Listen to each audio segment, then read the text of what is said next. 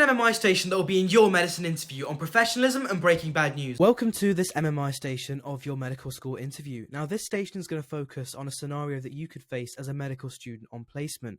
And the scenario is as follows. You are a medical student on placement and a patient is speaking negatively about you with other patients on the ward while you're on placement. How would you approach this situation? Negative comments can really affect morale and relationships. And I know that if I was a medical student or a doctor in the situation and I heard a patient or a group of patients talk negatively about me, it would really upset me.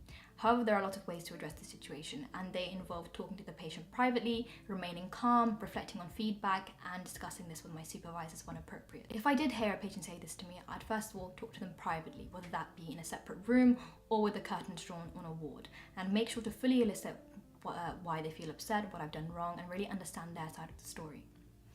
I'd also make sure to remain very calm, not let my emotions get in the way, since at the end of the day, it's the patient's well-being that's my priority, and I'd want to do everything that's in their best interest. Additionally, if they were upset due to a misunderstanding on my part, I'd make sure to really reflect on that and prevent that from happening in the future. However, if this were to continue, the negative comments didn't subside, or we weren't able to reach to some sort of resolution, I definitely tell my supervisors, whether that be my consultants or the registrar on the ward, and follow the respective local guidelines on how to address the situation.